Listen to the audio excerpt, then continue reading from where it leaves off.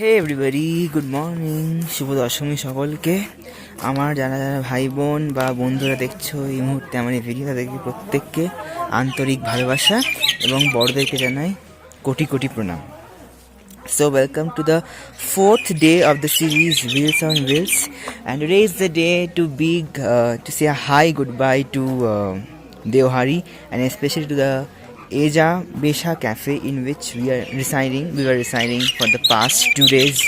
Okay, তো যারা যারা আমার এই ভিডিওটা এই মুহূর্তে দেখছো তাদের কাছে আমার একটাই রিকোয়েস্ট যে যখন তোমরা সেন্ট ভ্যালিতে আসো বা দেওহারি ভিলেজের নামটা শুনেছ, specially it's not a Sainj valley proper. Sainj valley হচ্ছে ইজ আ হিউজ ভ্যালি যার মধ্যে বিভিন্ন valleys, Deohari is one of them. So দেওহারিতে যদি তোমরা আসো তো আমি তোমাদের একটাই রিকোয়েস্ট করবো যে প্লিজ এজা বেশা ক্যাফেতে তোমরা ঘুরে যেও, যার ছোট্ট করে একটা ব্যালকানি ট্যুর আমি গতকালের যে ভিডিও সেখানেই আপলোড করে দিয়েছিলাম। তো তোমরা দেখে নিতে পেরেছো, সেখান থেকে অসুবিধা হবে না খুব একটা। তো আরেকবার তোমায় দেখিয়ে দিচ্ছি আমি এই ক্যাফেটা। এখনও কী বলতো সেই পপুলারিটি রিচ করেনি সেই ক্যাফে, যে একটা ট্যুরিজম, যে মানে যখন হিমাচল ট্যুরিজম যখন হয়, মানে কোনো বাসে করে ট্রাভেল এজেন্সি নিয়ে আসে, অতটা হয়তো তারা জানে না। আর বেঙ্গলিজদের মধ্যে বলবো এই জায়গাটা এখনও অতটা ফেমাস হয়নি। প্রচুর নন বেঙ্গলি ভিজিট করেছে, যেমন চণ্ডীগড় থেকে প্রচুর লোকাল লোক এসছে বা বিভিন্ন গুজরাটি অনেকে ছিল, কিন্তু বাঙালিদের মধ্যে কিন্তু তুমি খুব একটা খুঁজে পাবে না। না, আমরা বলছি না যে আমরা প্রথম বাঙালি এসেছি, হয়তো আগে এসছে, but it's not that much flourished, ঠিক আছে? আস্তে আস্তে পপুলারিটি রিচ করবে, যত লোকে আসবে, যত রকম ব্লগস বানাবে। দেখো আমার ব্লগস যেটা, সেখান থেকে তোমরা information to some extent gather করতে পারবে। কারণ কি, আমি ট্রাভেল ব্লগ করি না, আমি জাস্ট ব্লগ করি একটাই ইন্টেনশন, যাতে স্মৃতি হিসেবে থেকে যেতে পারে। আজ থেকে 10 বছর পর যখন আমি ভিডিওটা দেখবো, তখন যেন এই জিনিসগুলো আমার মনে পড়ে, সেই ইন্টেনশনে শুধুমাত্র ভিডিও করি। যতটা পাই ডিটেলস শেয়ার করি, আমি চেষ্টা করি অফকোর্স। আমি কোনোটাই খামতি রাখি না। প্রচণ্ড রোদ, দেখা যাচ্ছে না ঠিক মতো, যাই হোক। এনিওয়েজ, তোমায় দেখিয়ে দিচ্ছি এজা বেশা ক্যাফেটা, খুব সুন্দর। খাবার দাবার তো অসাধারণ।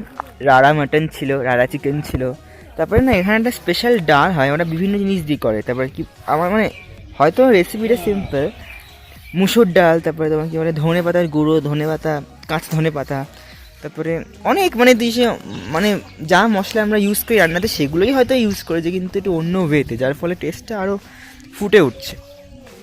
আর তরকারি একটা ছিল, আলুরই তরকারি, ওই equally better, equally good, equally ভালো, অসাধারণ, ঠিক আছে?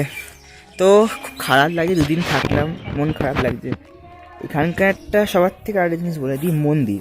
দেখতে পাচ্ছ যে মন্দির, এই যে লোকেরা গ্যাদার হয়ে আছে এখানকার মন্দিরে, কী বলো তো, জয় মাতা দি, অফকোর্স দুর্গা ঠাকুরের একটা অবতার।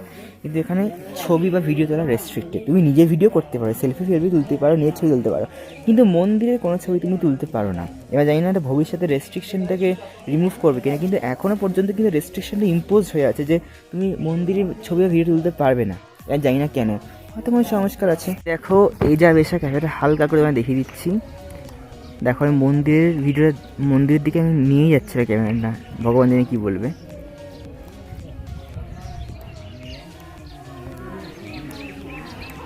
It's like a homestay. এবার এজা বেশা ক্যাফে, তার মানেটা তোমাদের বলে, এজা বেশা হচ্ছে একটা হিমাচলি লোকাল ল্যাঙ্গুয়েজ, যার মানে হচ্ছে আসো বসো। এজা মিন্স আসো, বেশা মিন্স বসো। তো মানে অতিথি আপ্যায়নের জন্য যে নামটা, সেটাই ওরা দিয়েছে, আসো বসো, আমরা তোমার সেবা করব, লাইক দ্যাট। সো এজা বেশা, দেখে নাও। এটা হচ্ছে অন্য সাইড দেখাচ্ছে তোমাদেরকে, এটা হচ্ছে ব্যালকানিটা দেখিয়ে দিয়েছি গত ভিডিওতে, ঠিক আছে? আমরা সবাই আলটিমেটলি এজা বেশা ক্যাফেকে টাটা বাই বাই করে বেরিয়ে পড়লাম। Also bid adieu to this beautiful Deohari. কী করে যে 2 দিন কেটে গেল তার টেরই পেলাম না। ওই যে কথায় আছে না, নদীর স্রোতের ন্যায় সময় বহিয়া যায়। হ্যাঁ, টাটা।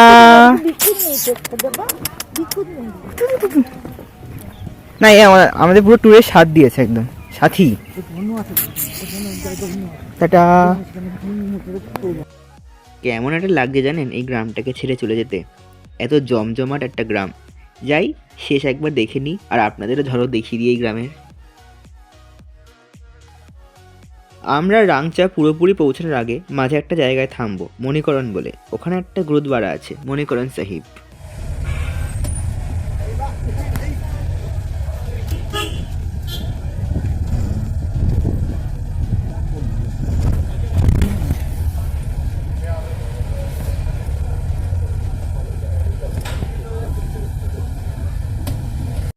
পার্টিকুলারলি এই জায়গাটার নাম হচ্ছে কাসোল। কি জমজমাট বলুন, তাই না? আমার আবার কি বলুন তো, একটু জমজমাট না হলে ঠিক চলে না। মানে যেখানে বেশি লোক থাকবে, মার্কেটিং থাকবে, সেদিকে আমার চোখ বেশি যাবে। কাসোলকে আরেক কথায় বলা হয় মিনি ইসরায়েল অফ ইন্ডিয়া, কারণ প্রত্যেক বছর এখানে যথেষ্ট বেশি শতাংশে ইসরায়েলি পর্যটকদের সমাগম ঘটে।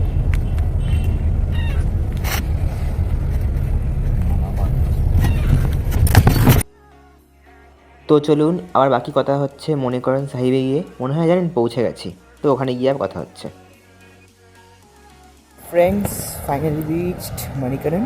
এখন আমরা যাচ্ছি নিচের দিকে, একটা গুরুদ্বারা আছে, সেটা হচ্ছে the main item of sightseeing. সুন্দর ভিউটা দেখিয়ে দেবো, চাপ নেই।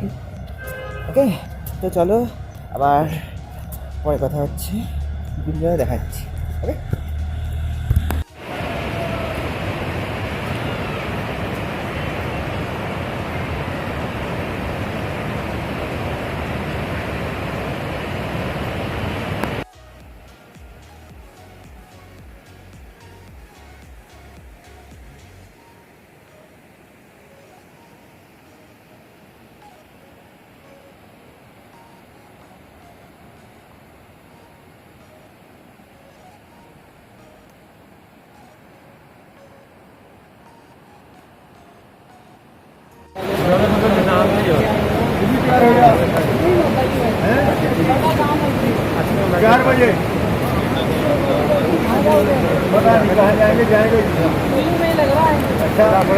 সো এখানে একটা হট স্প্রিং আছে, ঠিক আছে? হট স্প্রিংটা হচ্ছে খুবই পিওর মনে হয়। মানে যদি তোমার কোনো স্কিন ডিজিজ থাকে, তুমি যদি ওই হট স্প্রিংয়ে জলে স্নান করো বা তুমি ছোঁয়াও, then that skin disease gets cure. এইটা হচ্ছে পার্বতী রিভার। কি সুন্দর লাগছে, তাই না? আর এইটা সেই হট স্প্রিং যার কথা এক্ষুনি আমি বলছিলাম, দেখে নিন তার ঝলক। এইটা হলো মণিকরণ সাহিবের ভেতরের দৃশ্য। অন্তত পক্ষে 4000 লোক থাকতে পারে। টোটাল আছে 300খানা ঘর। আর এটা হলো লঙ্গারখানার ঝলক। Next comes this hot water bath, যেটার আউটসাইড ভিউ আপনাদের এক্ষুনি দেখালাম আমি। ঠিক এই জায়গাটাতেই লোকে স্নান করছে।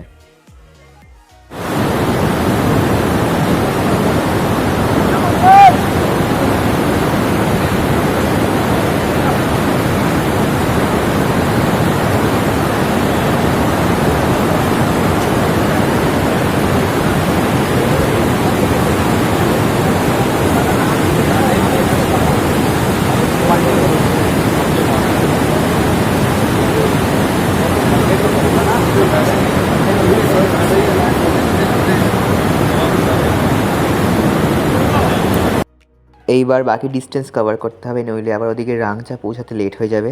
ওকে, তো আশা করি আপনাদেরও ভালো লাগলো। আমার তো দারুণ লেগেছে মণিকরণ সাহিব।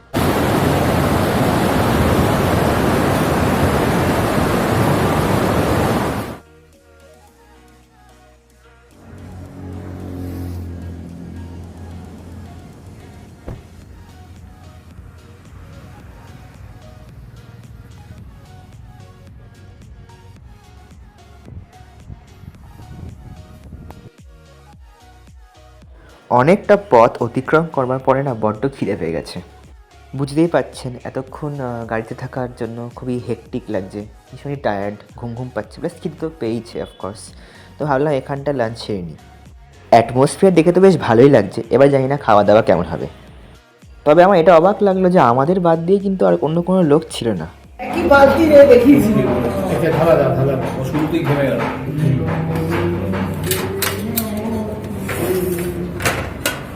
দামে কাজগুলো বলি না, রুটি দেবে না, চাপল দেবে না, যেগুলো রুটি নিয়ে যায়, রুটি বলো রুটি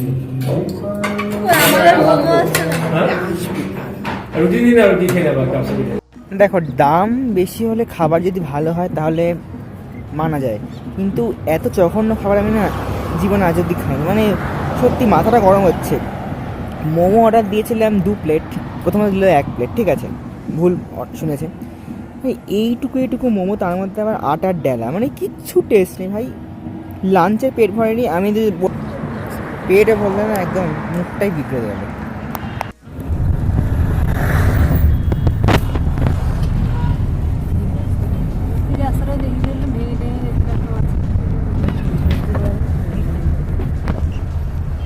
হ্যাঁ এই রাস্তাটাই ভেঙে গেছিল, মাঝখান থেকে পুরো দুখান।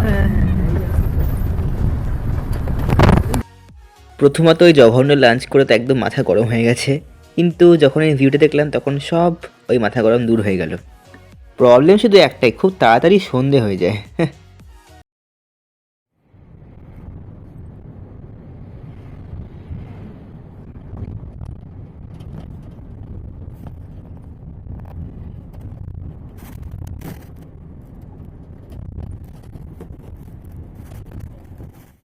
আমরা রাংচায় যে হোমস্টেতে থাকবো তার নাম হচ্ছে দেবালয়া ইন। তো দেবালয়া ইন পৌঁছাতে গেলে আমাদের অটল টানেল হয়ে যেতে হবে। আর খুব তাড়াতাড়ি অন্ধকার হয়েছে, যা বুঝতেই পাচ্ছেন, আরও বিরক্তিকর। A few inches later. যা মনে হচ্ছে যেমন আমরা দেওহারিতে পৌঁছেছিলাম ওই ঘুটঘুটে সন্ধ্যায়, রাংচায়ও আমাদের ঠিক তেমনই সময় পৌঁছাতে হবে। মানে তার আগেও পৌঁছাতে পারবো না, তার পরেও না। মোট কথা আজকে কোনো সিন সিনারি দেখতে পারবো না, কালকে সকালের ভরসা। অটল টানেল টপকে গেছে, কিন্তু আবার সেই রাস্তার গণ্ডগোল। তবে সাইনবোর্ড লেখা আছে, এটাই যথেষ্ট, যার জন্য আমরা তাও কিছুটা ডাইরেকশান দেখে যেতে পারছি। দেওহারিতে যেদের প্রবলেম ছিল, কোনো সাইনবোর্ডও ছিল না, যার ফলে রাস্তা খুঁজে দেওয়ার প্রবলেম হচ্ছিল, কিন্তু এখানে তার তেমন কোনো প্রবলেম ফেস করছি না, এটাই যা। আমরা ফাইনালি পৌঁছে গেছি তোমার কি বলে রাংচা ভিলেজ। আমাদের যে হোটেল তার নাম হচ্ছে Devalaya inn. It's like a homestay but also hotel, মানে হোটেল হোমস্টে মাঝামাঝি। দারুণ, আমাদের রুমটা দেখে নাও একবার।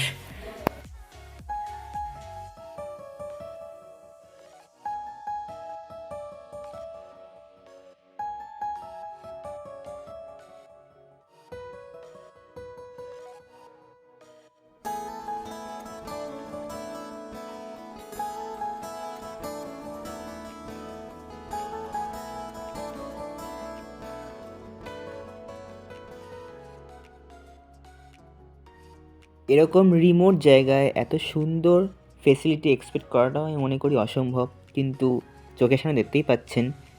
বাথরুম নাকি হেভেন কে জানে, আমরা যারা শহরে থাকি তাদের বাথরুমে টিকটিক ঘুরে বেড়ায়। এটা হচ্ছে স্টেয়ারকেস, ওই নিচে আমাদের এখন ডিনারের ব্যবস্থা করা হচ্ছে। কি ডেভেলপমেন্ট ভাবতে পারছেন, আমার তো এখনও বিশ্বাস হচ্ছে না যে আমরা পাহাড়ে আছি। আর আমার দিদি তো খুবই শীতকাতরে, বলতে গেলে এক্ষুনি কম্বলের মধ্যেই ঢুকে যায়, আর ওয়েট করতে পারছে না, যা মুখ দেখে মনে হচ্ছে।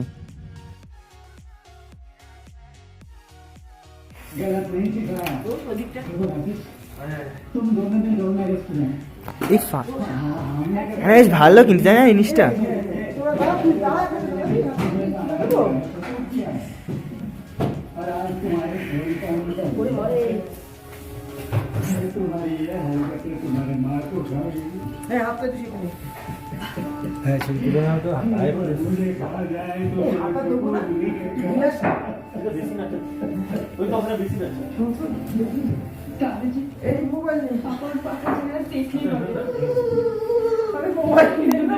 এটা হচ্ছে ডাইনিং স্পেস, যেখানে আমাদের খাবার সার্ভ করা হয়েছে।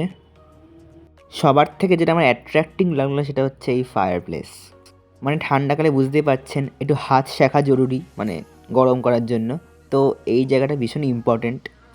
আর এদিকে আমার মা আর মাসিকে মনে হচ্ছে অন্য কোনো প্ল্যানেট থেকে এসছে, মানে কী রকম একটা ঘোমটা জড়িয়েছে ভগবান জানে, মানে এত ঠান্ডা কী করে লাগতে পারে মানুষের। মানছি ফায়ার প্লেসের পাশে বসেছে, তাও এত ঠান্ডা, ভাবুন।